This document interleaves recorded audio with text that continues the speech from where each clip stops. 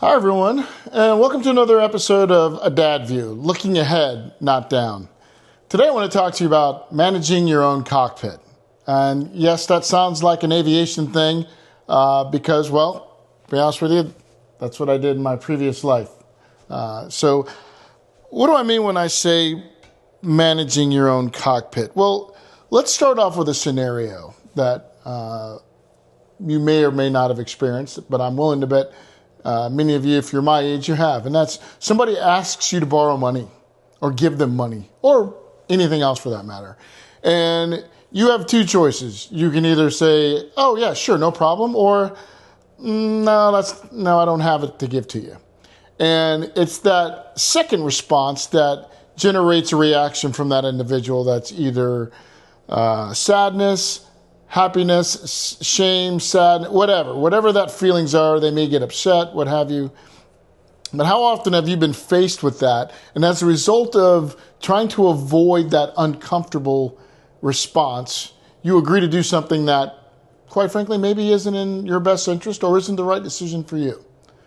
And so it's that piece that I want to talk about when it comes to managing your own cockpit and allowing others to manage the emotions or the feelings that come within their own mind, space, or cockpit. So to explain this, I want to go back to one of my very first missions as a young lieutenant. Fresh out of flight school, I was assigned to Fort Campbell, Kentucky, and I was on one of what was my first multi-ship mission as a young lieutenant, flying 8 of these big bad boys, CH-47s, at night, under night vision goggles. And we had just gotten a new commander, so he was new to the unit, as was I, and so this was his opportunity to kind of get a feel for how the unit performed.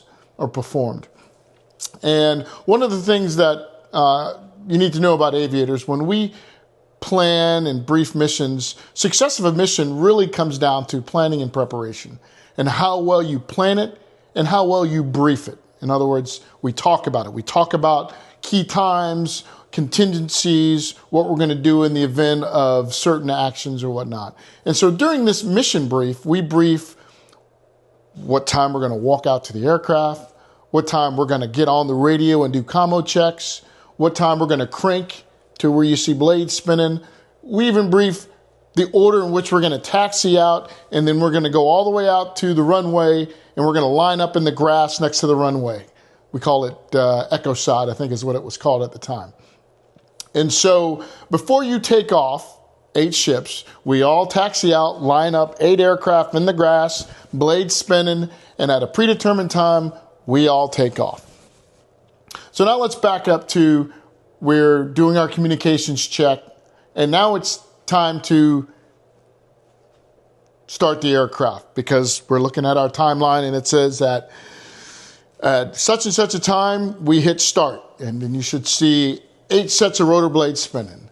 Well, somebody comes on the radio at one point during the mission lead up to takeoff and says they're having a problem with, I want to say it was their searchlight or something that was so insignificant to the rest of us that it seemed almost funny that they were on the radio.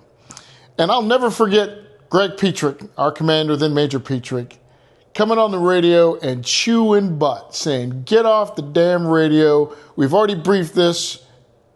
I don't need to hear about it. Get off the radio. So now let's fast forward to the end of mission, which ends up being probably about 7 hours later. 7 hours, so 6 hours of flying at night, just all kinds of chaos going on, controlled chaos, as we like to say. And at the end of every mission, we do a debrief. And it's at that debrief that we talk about what we did right, what we did wrong, what we could do better, the whole 9 yards. In other words, the gloves come off, and you better have thick skin because it doesn't matter what rank you are. If you screw something up, you're going to hear about it from somebody, even if you outrank them. And so at one point, when it's Major Petrick, now retired Colonel Petrick, when it's his time as the commander to give his thoughts on the mission, he used some colorful words, to say the least, because we often do that in the military. And he said, we briefed this. We briefed this so that when we go out to the aircraft, the only time I need to hear from you is when it's time to do a communications check to make sure your radio works. Otherwise, I don't give a shit what's going on in your cockpit. All I know is that at a predetermined time, you're supposed to be out next to the runway, echo side, 8 aircraft, blades spinning, ready for takeoff. I don't give a shit what you do inside of your cockpit to make that takeoff time. I don't care if you have to climb up on the cyclic and spin around and do a dance. You manage what goes on in your cockpit to make sure you're where you're supposed to be when it's time to take off. Otherwise, I don't need to hear from you. Manage your own cockpit. And I never forgot that, because as I've gotten older, I realize we live that experience every day in traffic. I live here in Northern Virginia, just south of D.C. Thousands of cars on the road every day, north, south, east, west, folks driving all over the place. And I have no idea what's going on in the front seat of those cars. All I know is I have to assume that those individuals who are driving those cars are doing exactly what they need to do to stay in their lane, to stay with traffic, to obey the laws, and so forth. They manage their own cockpit. The same thing goes with emotions. When we talk to people and we give folks news that maybe they don't want, or maybe we give them a response to something that's not what they were looking for. Hey, can I borrow some money? No, I'm afraid I don't have it to give to you.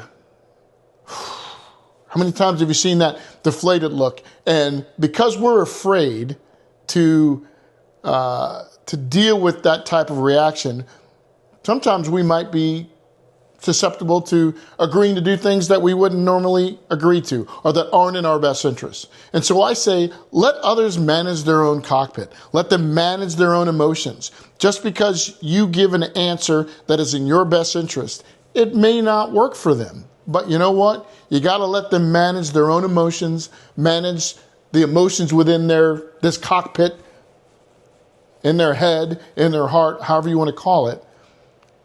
But let others manage their own cockpit. You manage your own cockpit. You manage your own emotions. But you have to let others do the same thing. You can't be responsible for what others feel.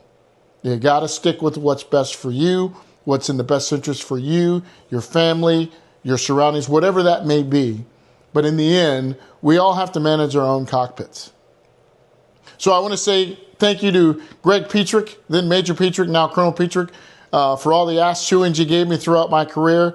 And one of the best lessons that you ever taught me, whether you realized it or not, it stuck with me.